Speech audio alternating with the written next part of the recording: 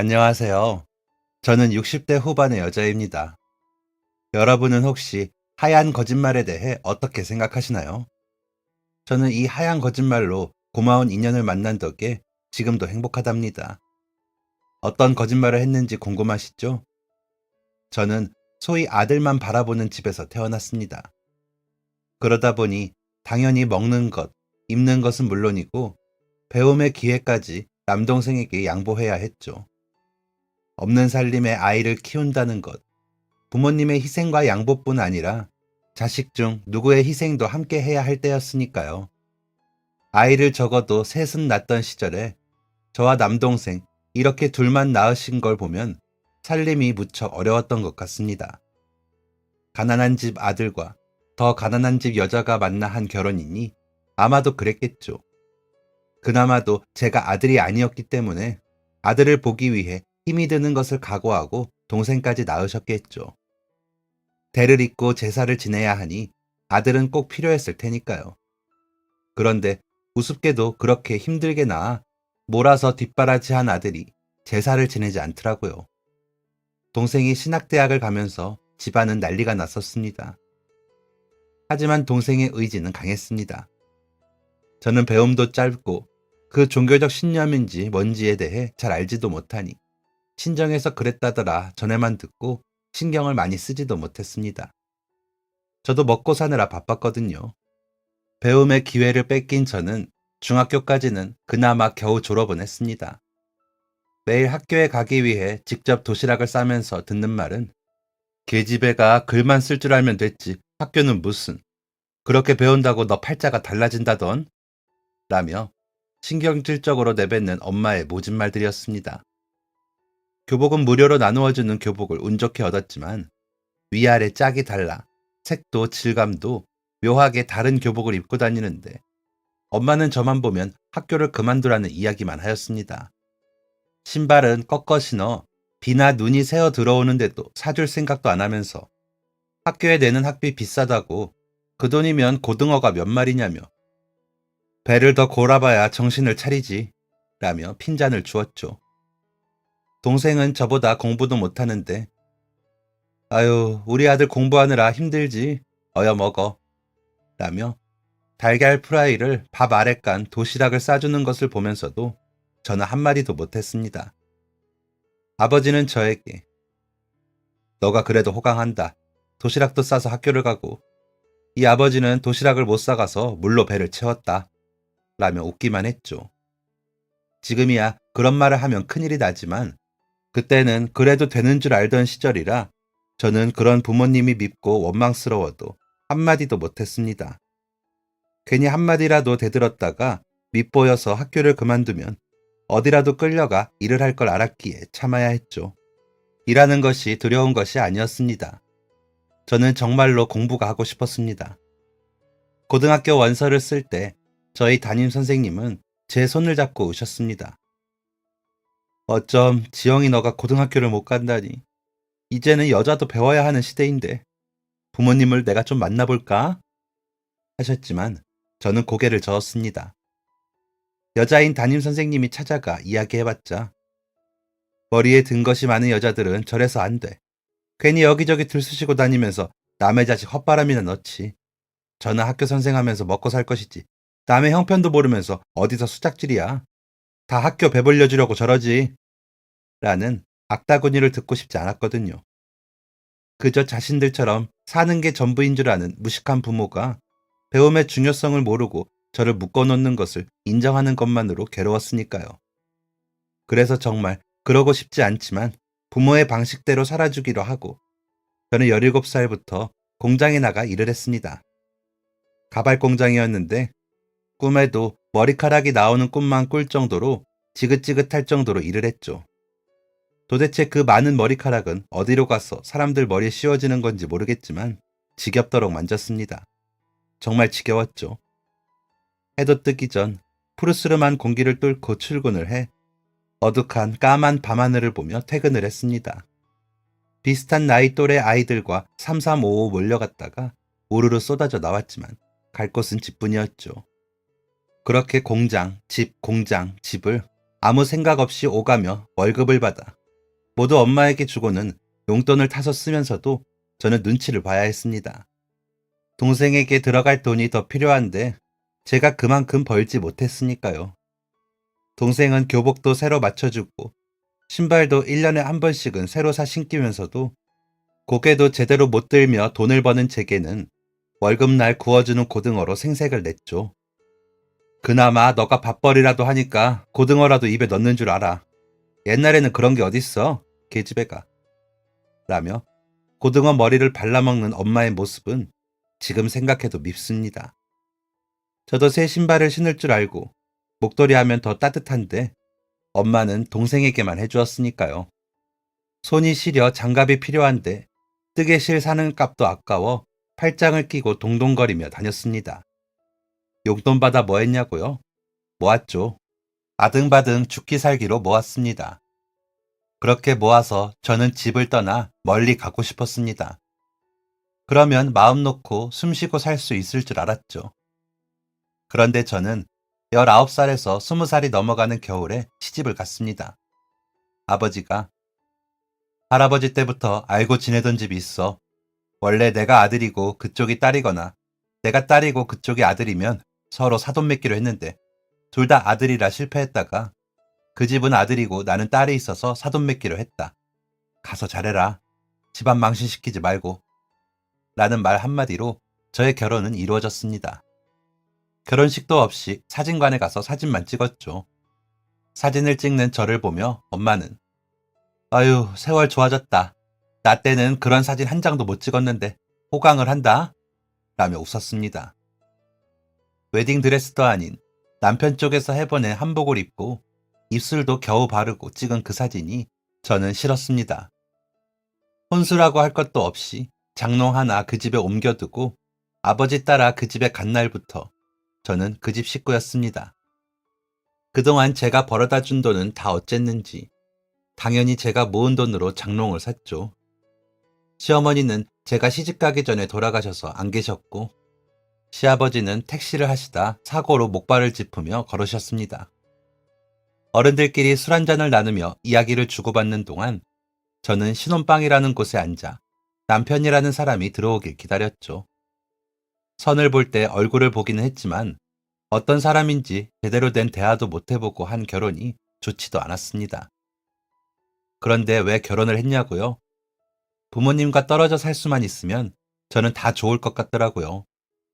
그저 저만 보면 돈 타령하는 사람들만 없어도 살 것 같아 결혼하라고 했을 때 별 말 없이 한다고 했습니다.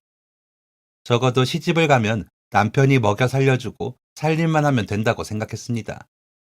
하지만 그것은 저의 지나친 착각이었습니다. 몸이 불편한 시아버지를 제가 곁에서 모셔야 했고 남편은 새벽에 나가 밤이 늦어서야 들어왔습니다. 이장 일을 하는 남편은 공사장에서 일을 했거든요.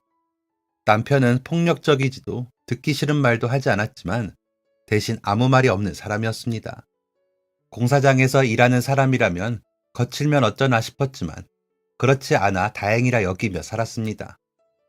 대신 시아버지가 가끔 아이를 바라시면서 너 남편 나이가 몇인데 이렇게 아이가 안 생기냐?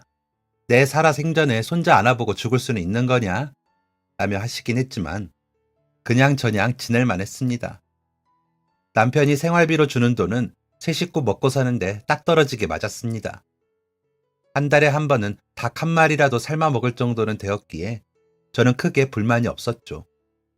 더 아끼고 더 졸라맬 수도 있었지만 남편은 괜찮으니까 내가 버는 만큼 쓰고 옷도 사 입어. 아버지 바라지까지 하려면 지칠 텐데 그 정도는 해야지. 나머지 모으는 건 내가 하고 있으니까 걱정 말고. 라고 한 후로는 저는 조금 덜 조급해졌거든요. 그런 남편에게 고마웠습니다. 이만하면 시집 잘 온 거 아닌가 하는 생각도 들었죠. 저보다 8살이 많은 남편은 저에게 잘해주었습니다. 알콩달콩 다정다감하진 않았지만 인상도 쓰지 않았고 짜증을 내지도 않았으니까요. 돈 벌어오라고도 안 했고 덜 먹으라고도 하지 않았죠. 닭을 먹을 때도 시아버지가 다리 하나를 건져 덜어드리면 나머지는 뼈를 다 발라 살만 남기고는 제 밥그릇에도 또 한 수저 떠주기도 하고요. 그게 정이다 생각하며 살았습니다. 드라마나 영화에 나오는 절절한 사랑은 아니었지만 남편과 함께하는 삶이 나쁘지 않다고 생각했습니다. 뜨겁지는 않았지만 따뜻한 관계라고 여겼죠. 시아버지는 재촉을 하셨지만 아이가 좀처럼 생기지 않으니 저도 조바심이 나긴 했습니다. 하지만 결혼한 지 3년 만에 임신을 한 것을 알고는 눈물이 날 정도였죠. 제가 임신한 것을 알리러 친정에 갔을 때 엄마는 이제 좀 사람구실을 한다. 아들이어야 할 텐데 딸이면 어쩌냐. 임신도 겨우 했는데 딸이면 너희 시아버지 얼굴 어찌 보냐. 며 인상을 쓰더라고요. 그 잘난 아드님은 신학대학에 가겠다며 부모님과 싸우고 있을 텐데도 그러기에 엄마, 아들은 제사도 안 지내는 목사 되겠다고 저러는데 그래도 아들 타령이야? 라고 해버렸습니다.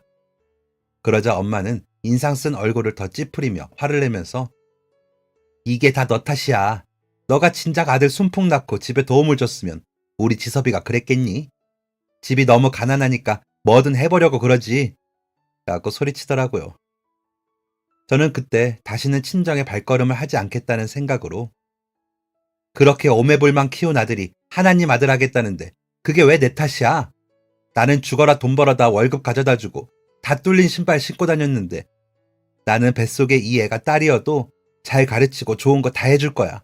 절대 엄마 아버지처럼은 안 해. 라며 집을 나와버렸습니다.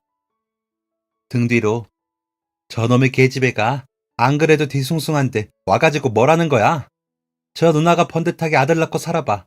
우리 지섭이가 그런 쓸데없는 생각을 하나. 저것 때문에 되는 일이 하나도 없어. 라며 소리치는 엄마의 목소리가 들렸지만 저는 눈물을 흘리며 앞만 보고 제가 사는 집으로 와버렸습니다. 다시는 친정에 발걸음을 하지 않겠다는 다짐을 하며 부엌에서 밥을 하고 있는데 시아버지께서 그래, 입덧은 없냐? 힘들진 않고? 너희 시어머니가 너 남편을 임신했을 때는 입덧이 너무 심해서 밥도 못 먹고 냄새도 못 맡더라. 라며 물으셨습니다. 그렇게 제 걱정하는 말이 어찌나 감사하고 달던지 저는 쪼그려 앉아 울어버렸습니다. 제가 울자 놀란 시아버지는 왜 우냐? 왜? 아프냐? 라며 부엌을 넘어들어오지도 못하시면서 어쩔 줄 몰라 하시더라고요.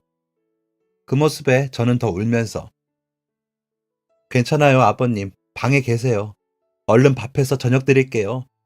라고 했습니다. 시아버지는 절뚝이며 방으로 향하시면서 힘드니까 찬 많이 하지 마라. 난 조금만 먹어도 된다. 라고 하셨습니다. 친정 엄마도 해주지 않는 내 걱정을 해주시는 시아버지를 보며 저는 약간 아이가 아들이길 바라기도 한 것 같습니다. 아무래도 시아버지도 옛날 분이라 아들을 더 바라시긴 하셨거든요. 하지만 남편은 아들이면 좋겠어요? 딸이면 좋겠어요? 라고 묻는 말에 아들이면 듬직해서 좋고 딸이면 귀여워서 좋지. 난 형제가 없어서 그런지 둘 셋은 낳고 싶으니까 뭐든 상관없어. 라고만 하고 웃을 뿐이었습니다. 그 말에 안심이 되긴 하더라고요. 그러면서도 내심 아들을 바랐습니다. 저도 보고 배운 게 그런 탓인지 그렇게 되더라고요. 그렇지만 저의 바람은 이루어지지 않았습니다. 태어난 아이는 딸이었죠. 딸이라는 간호사 선생님의 말에 약간은 서운했지만 아이의 얼굴을 보고 나니 그런 생각 따위는 사라지더군요. 시아버지도 서운하셨겠지만 딸아이의 얼굴을 보시고는 큰딸은 살림 미천이랬다. 아이가 아주 야물게 생겼어. 하시며 웃으셨습니다. 친정 부모님은 삐죽삐죽 남처럼 왔다가 제가 고개를 돌리고 못 본 척하자 그냥 가버렸습니다. 몸조리가 걱정이 되기는 했지만 엄마의 손길을 저희 아이에게 묻히기 싫더라고요. 저한테 했던 것처럼 할까봐 걱정이 돼서요. 그래서 몸조리도 혼자 했습니다. 제 나이대 여자분들은 아마 아이 낳고 몸조리 못한 분들도 많으실 거예요. 그때는 엄마보다는 가족들, 자식이 먼저인 게 당연한 시기였으니까요. 그래서 저도 아무렇지 않게 했습니다. 그런 제가 안쓰러우셨는지 시아버지는 이것저것 많이 도와주셨습니다. 아파트처럼 편한 데로 이사가면 너도 고생 덜 할 건데 조금만 기다려봐라. 애비가 열심히 하니까. 라는 말로 저를 위로해 주시기도 했죠. 시아버지는 제가 시집 오던 해부터 아파트 노래를 부르셨습니다. 저는 다 괜찮았는데 본인 다리가 불편해서 그러신지 아파트는 부엌에도 문지방이 안 높단다 라며 이사가고 싶은 마음을 표현하셨죠. 그런데다 아이까지 태어나니 시아버지는 더 아파트가 간절해지셨는지 틈만 나면 아파트 노래를 하셨습니다. 안 그래도 남편은 일하느라 힘이 많이 드는 것을 아는 저는 내색조차 하지 않았습니다. 그러던 어느 날, 쉬는 날이라 늦잠을 자겠다던 남편은 배가 아프다며 힘든 내색을 보였습니다. 그러다 화장실에 들어간 남편은 한참이 지나도 나오지 않더군요. 남편이 화장실에서 나오면서 아무래도 병원 가야 할 것 같아 라며 말을 하는데 얼굴에 핏기가 하나도 없더라고요. 왜요? 많이 아파요? 병원 가요 라며 채비를 하러 방으로 향하는데 철푸덕 소리를 내며 남편은 쓰러졌습니다. 그 모습을 보신 시아버지는 짚으신 목발도 내던지고 남편에게 가셨고 저 또한 놀라서 소리를 쳤던 것 같았습니다. 표현이 없는 남편이 얼마나 참고 있었던 건지 애가 탔고요.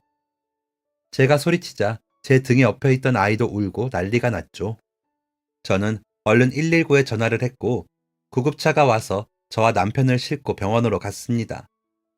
시아버님까지 가기엔 너무 복잡할 것 같아 아버님 집에 계세요. 제가 가서 연락드릴게요. 라고는 우는 아이를 달래며 병원으로 향했습니다. 남편은 가는 내내 무척 괴로워했습니다. 이렇게 아플 때까지 혼자 앓게 했다는 생각에 미안해지더군요. 남편 몰래 눈물을 찍어가며 남편의 상태를 살피다 보니 병원에 도착했습니다. 이리저리 남편을 살펴보던 의사 선생님께서는 환자가 너무 고통을 호소하고 있어 일단 병원에 입원을 해서 검사를 진행해야 할 것 같습니다. 일단 진통제 투약하기 시작했고요. 그러니까 보호자분은 입원 수속 밟아주세요. 라고 하시더라고요. 남편은 입원실로 가고 저는 로비에서 입원 수속을 밟았습니다. 눈물만 주룩주룩 나고 뭘 어떻게 해야 하는지도 하나도 모르겠더군요. 그 와중에 등에서 잠든 순한 아이에게 고마웠습니다. 겨우 입원 수속을 마치고는 입원실로 올라가 보니 남편은 잠이 들었더군요. 그런 남편 곁에 제가 뭘 해야 할지 몰라 멍하니 있자 옆 침대 환자 보호자로 보이는 아주머니께서 아이고 새댁이 넋이 나갔네. 얼른 가서 필요한 거 있으면 사오거나 가져와요. 이렇게 맨몸으로 온 거 보면 갑자기 왔나 보네. 가서 챙겨와요. 병원에서는 다 한참 있어야 해. 라며 이야기해 주시더라고요. 그래서 얼른 집으로 가 남편 속옷과 옷을 챙겼습니다. 수건도 챙기고 칫솔도 챙겼죠. 밥도 먹어야 하니 반찬도 좀 챙기고요. 그런 저를 보시던 시아버지가 왜? 어떻다고 하던? 이라며 물으시기에 아직 검사해봐야 한대요, 아버님. 제가 갔다가 이것 좀 놓고 어떤지 보고 올게요. 이따가 밤에는 올 거예요. 와서 말씀드릴게요. 이 앞에 사거리에 있는 대학병원이니까 금방 와요. 라고 대답을 하고는 다시 병원으로 향했죠. 제가 집에 다녀왔는데도 남편은 계속 잠만 자더라고요.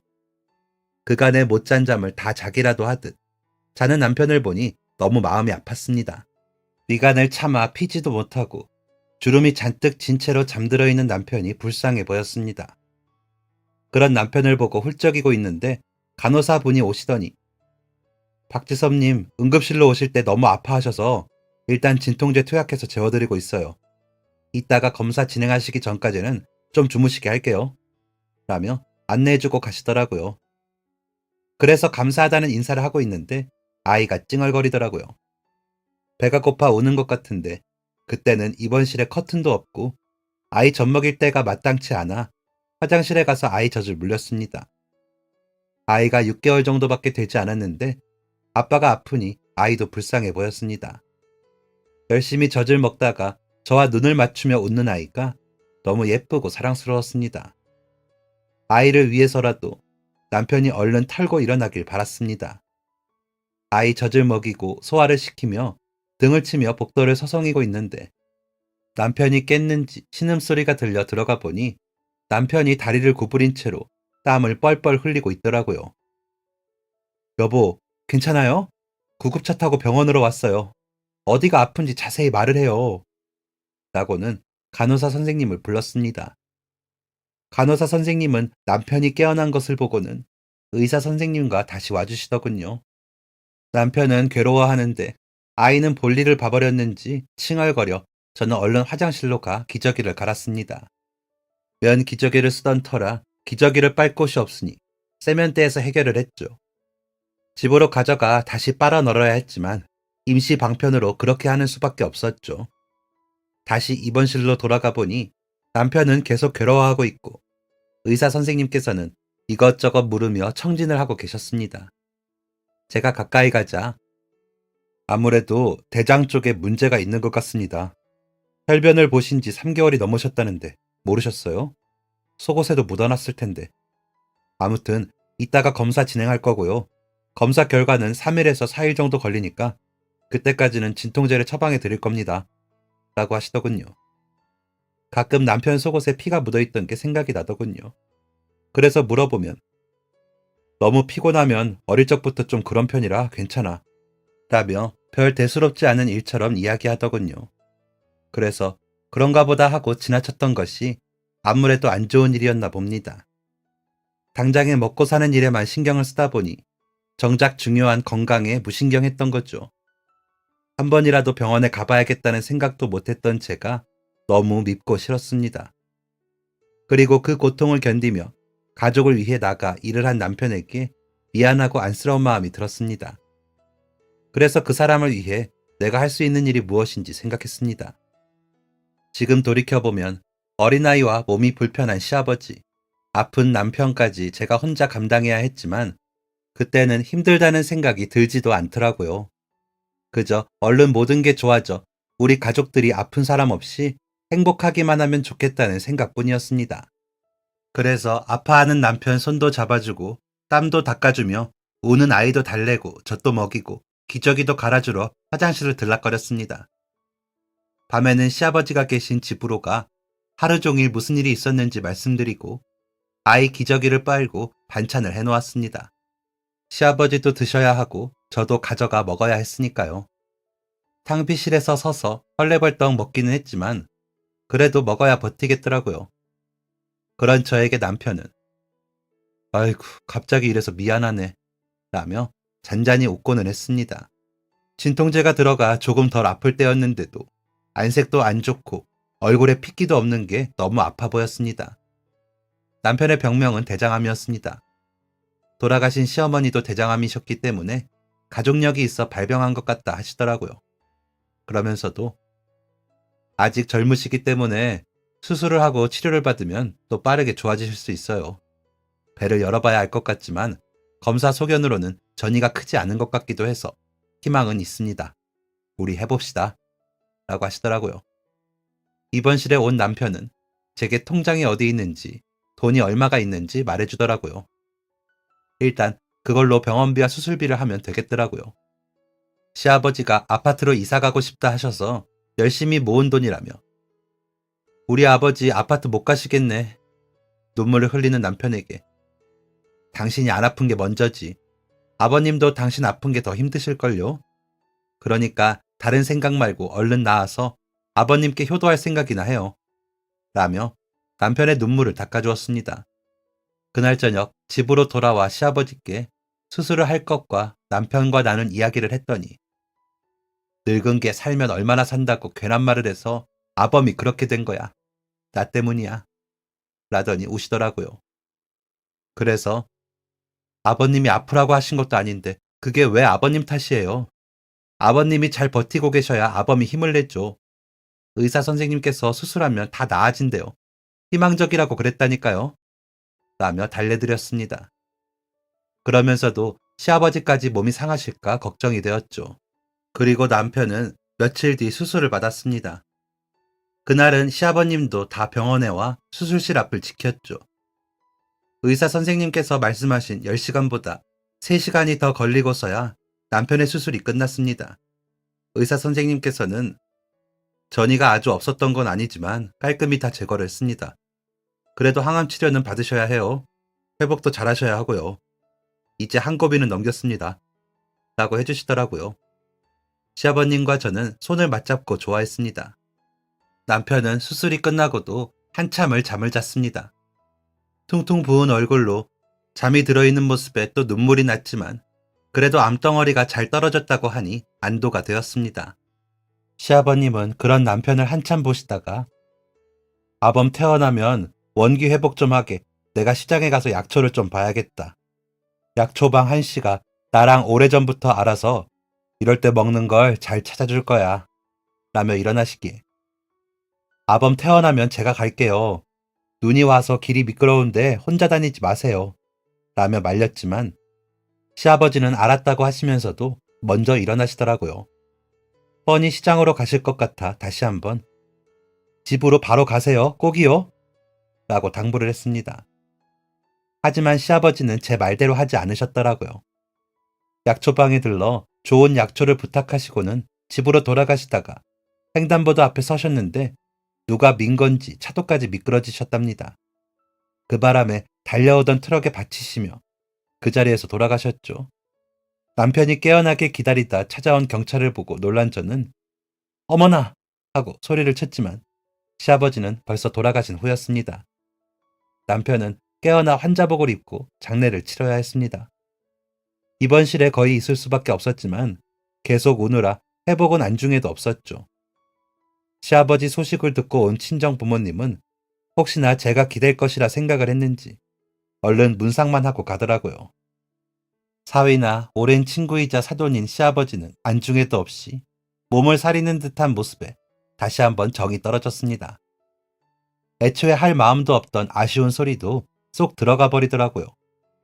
정말 남보다도 못한 사이라는 것만 다시 한번 깨닫게 되었죠.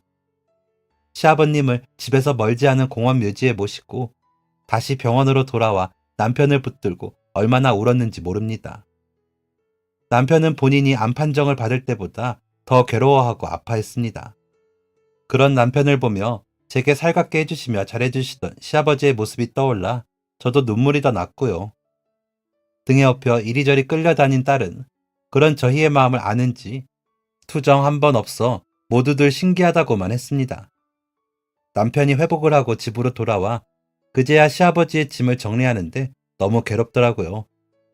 남편도 그랬는지 시아버지의 방에 들어가 며칠을 지내며 틈나는 대로 울고 있는 모습을 봤습니다. 그렇게 남편이 회복을 하고 얼마 뒤 딸아이의 돌잔치에 사진을 찍으며 저희는 다시 한번 울었습니다. 시아버지 서랍에서 딸아이의 한복이 나왔는데 그 옷을 입혀 사진을 찍어주었거든요. 너무 예쁜데 그 모습을 시아버님이 못 보시는 게 너무 속상했습니다. 하지만 그 속상함보다 저희에게는 더 큰 일이 닥쳤습니다. 남편이 모아놓은 돈이 얼마 남지 않은 것이죠. 가난은 그런 것이었습니다. 슬픔도 먹어버리는. 남편은 아직 항암이 끝나지 않았기 때문에 일을 할 수는 없었습니다. 그래서 제가 일을 알아보기로 했죠. 하지만 아이가 아직 어려 밥을 먹지 못하고 젖을 먹었습니다. 조금 먹기는 했지만 밥이 주식이 아니었으니까요. 그래서 저는 전처럼 공장에서 일을 할 수는 없었습니다. 그래서 장사를 해보려 했으니 가게세나 차리는 비용이 만만치 않더군요. 시장을 한 바퀴 둘러보며 뭘 하면 좋을까 싶어 보고 있는데 지나는 한 아주머니가 여기 시장에는 이상하게 옥수수를 삶아 파는 사람이 없네. 다른 건 다 있는데 내가 확 장사해볼까? 하는 말이 귀에 박히더군요. 시장을 오고 가며 옥수수를 간식 삼아 먹는 재미도 있겠더라고요. 재료도 옥수수만 삶아오고 식지만 않게 해서 팔면 되니까 괜찮겠더라고요. 찜손만 있으면 되겠고요. 자리도 시장 입구에 있는 약국 쪽에서 하면 다른 가게들에게 방해가 될 것 같지도 않았고요. 다행히도 약국의 약사님께서 시아버지와 오래 알고 지내셔서 제가 여쭈어봤을 때도 흔쾌히 허락해 주셨고요. 그래서 청가물 시장에 가 옥수수를 사 삶아 찜솥에 담아 나갔습니다. 작은 버너에 불을 켜고 물을 가득 담은 솥을 올리고 삶은 옥수수를 올리니 제법 그럴싸해 보였습니다. 옥수수 5개에 500원, 을 적은 종이가 저희 가게의 간판이자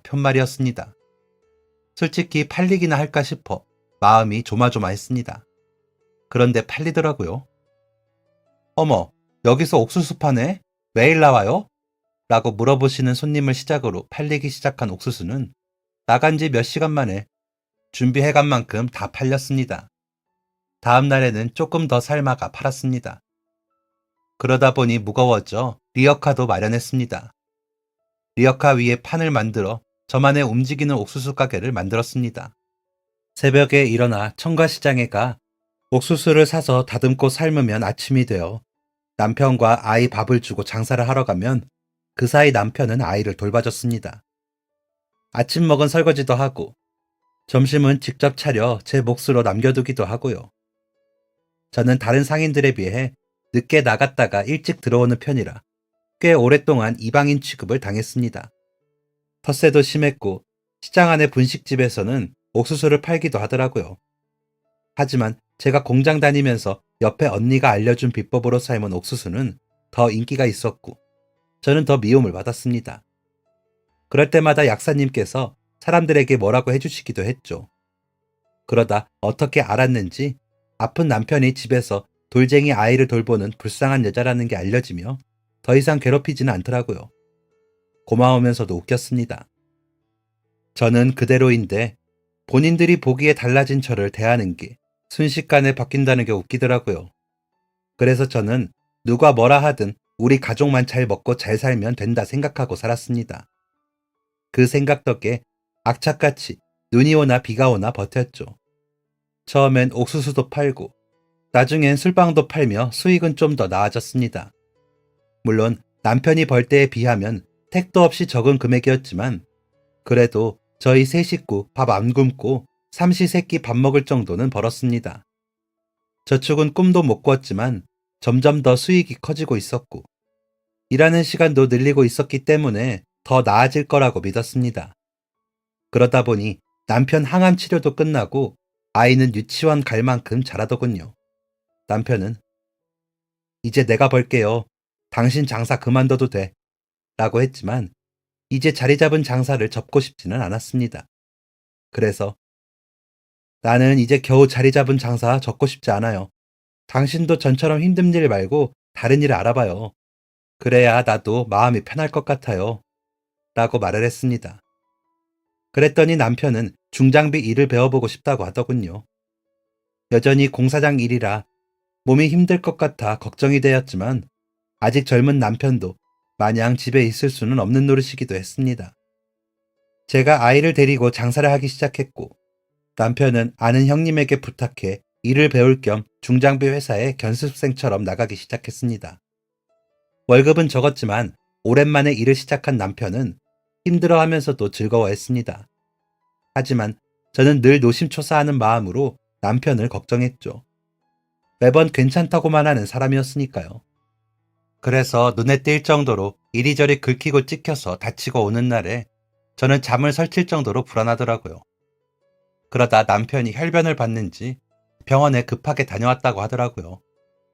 항암이 끝나고 검사만 받으러 다니는 중이긴 했지만 걱정스러웠겠죠. 병원에서는 조금 수치가 불안하기는 한데 당분간은 좀 쉬시는 게 어떠냐고 했다며 울더라고요. 내가 너무 쓸모없어진 것 같아. 라고요. 그런 남편에게 당신이 건강해야 나랑 쌤이도 버틴다니까요. 아직 때가 아닌 거지 무슨 쓸모가 없어요. 그러니까 조금만 더 쉬어요. 라고 했습니다. 그러고서도 남편은 회사에 말을 하고 쉬기까지 한 달 정도 시간이 걸렸습니다. 성실하게 일한 남편에게 사장님께서 얼른 털고 일어나서 꼭 다시 일하러 와요. 내가 박씨 와서 일한다면 없는 자리도 만들 테니까 라고 하셨다며 아이처럼 웃는 남편이 고마웠습니다. 아이는 다시 아빠와 집에 있을 수 있다며 좋아했고요. 저는 좀 더 욕심을 내서 옥수수와 술빵을 팔았습니다. 물건 양이 많아지다 보니 조금 정신이 없을 때도 있었지만 수입이 느니 좋더라고요. 그러던 어느 날 두 아이가 제 쪽으로 성큼성큼 다가오더군요. 오며 가며 여러 번 본 아이들이었습니다. 눈빛이 초롱초롱한 게 예쁘게 생긴 남매라 눈에 들어 본 게 얼굴이 익었거든요. 옷차림은 후줄근해서 형편이 좋지 않아 보였는데도 얼굴에서 빛이 나더라고요. 저희 아이와 비슷한 또래로 보이는 동생 아이와 항상 손을 잡고 다니는 오빠 아이가 너무 다정해 예뻐 보였고요. 그런데 한 번도 저희 옥수수를 사 먹지는 않아서 오고 있는 모습을 보며 옥수수 사 먹나 하는 생각으로 보고 있었습니다. 오빠 아이가 동생을 끌고 오는 것처럼 보였고 동생은 울먹이고 있더라고요. 그래서 무슨 일이니? 하고 물으니 오빠 아이가 제 동생이 이 옥수수를 가지고 온 것 같아서요. 도둑질은 나쁜 건데 죄송합니다. 돌려드릴게요. 그런데 하나는 벌써 먹었더라고요. 라며 고개를 숙여 놀랐습니다. 동생 아이는 그런 오빠에게 나 배고파. 배고프다고. 라며 울고 있고요. 저는 얼른 동생 아이에게 옥수수를 손에 쥐어주며 윙크를 하고는 아닌데? 이거 아줌마가 준 거야. 아줌마 옥수수가 얼마나 맛있는지 좀 먹어보라고. 라며 웃었습니다. 오빠 아이는 모르는 사람에게 이런 거 받으면 안 돼요. 라며 손사래를 치기에 우리 아는 사이인데 기억 안 나? 아줌마가 숙제 내줄 거야. 다음에 시장 올 때까지 아줌마 기억해내기. 라며 손가락을 걸고 술빵까지 챙겨 보냈습니다. 그런 저를 보시던 약사님이 자네도 저 아이들이 짠한가? 불쌍해. 몇 년 전에 엄마가 아파서 죽고 할아버지랑 지냈는데 할아버지도 몸이 안 좋아지셨더라고. 우리 약국에도 자주 와. 일부러 약값을 덜 받기는 하는데 오빠 애가 눈치가 빨라서 라고 하시더라고요. 그 아이들의 형편 이야기를 듣고 나니 왜인지 모르게 마음이 쓰였습니다. 그래서 약사님께 혹시나 하여 아이 엄마 이름이나 저 아이들 사는 곳을 여쭈어 봤습니다. 그러자 약사님은 아이 엄마 이름은 기억이 안 나고 저기 시장 옆 골목 저 새길 어딘가 산다고 했던 것 같아. 라고 하시기에 장사가 끝나고 리어카를 다 싸두고는 그쪽으로 가봤습니다. 다닥다닥 집이 많은 그 골목 끝에 작은 슈퍼가 있더라고요. 담배를 파는 작은 가게에 들어가 혹시 남매인데요. 눈이 초롱초롱한 아이들이 할아버지랑 산다던데 라고 물었습니다. 가게를 지키고 계시던 할머니가 아, 명석이 명인의 이야기 하는구나 라며 단번에 아시더라고요. 그래서 저는 저 시장 입구에서 옥수수를 파는데 아이들이 너무 예뻐서요. 혹시 아이들 엄마 이름 아세요? 라며 여쭈어봤습니다. 그러자 할머니는 아이들 엄마 이름이 희자야. 민희자. 애들 아빠랑은 연락도 안 되는 걸 애 엄마가 친정 아버지랑 키웠는데 병을 얻어서 그 어린 것들을 두고 먼저 갔지 뭐야. 할아버지는 이제 나이가 너무 많아서 움직이지도 못해. 나도 가끔 반찬해주는데 안 됐어. 라고 하시기에 제가 물어봤다고 아이들에게 말하지 마시라고 말씀드리고 돌아왔습니다. 그러고는 며칠을 그 아이들이 지나가길 기다렸습니다. 그러다 아이들이 약국에서 나오는 걸 불러 세웠습니다. 아줌마가 누군지 알아냈어? 라고 물으니 아이들은 고개를 저으며 아니요. 아무리 생각해도 모르겠어요. 라고 답하더라고요. 그래서 너희 엄마 이름이 희자, 민희자 맞지?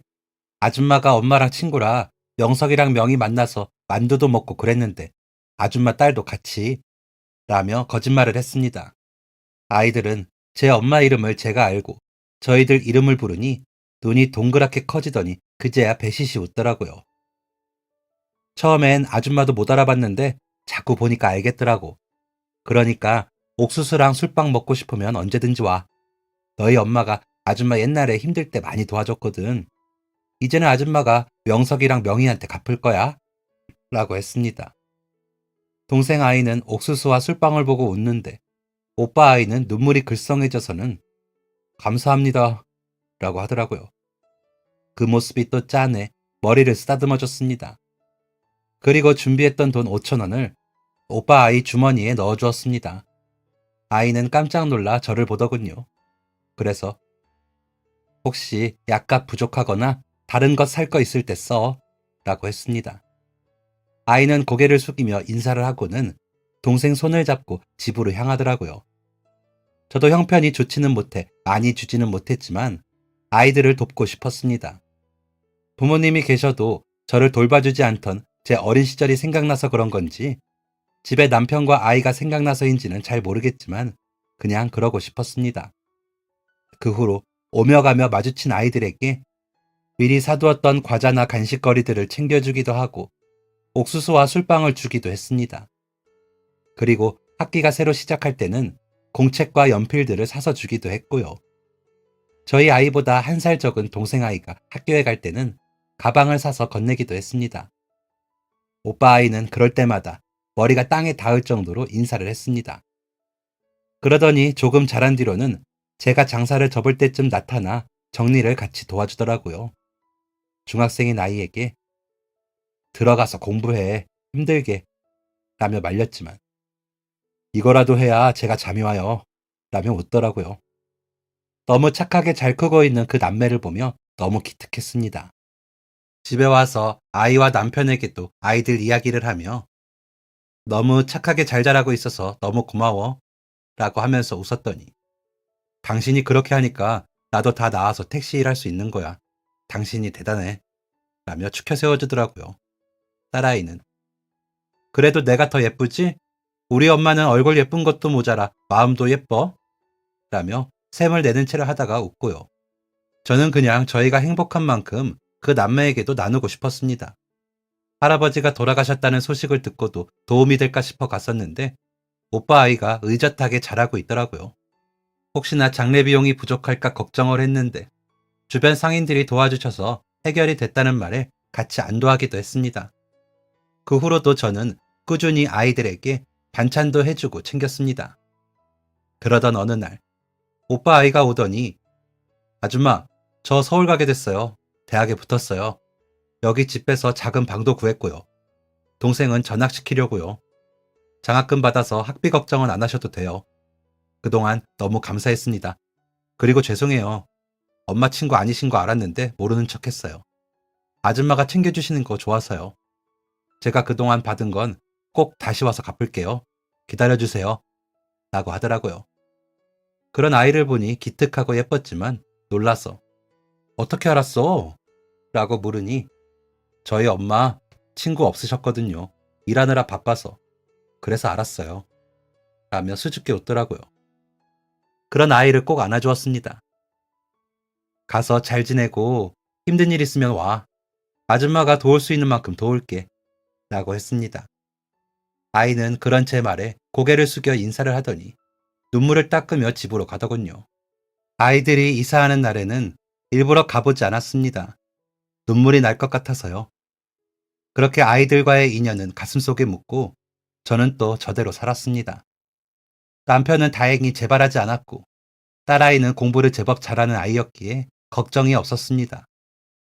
남편이 택시로 돈을 벌기 시작하자 형편도 눈에 띄게 좋아져 저희는 마침내 아파트로 이사를 가게 되었습니다.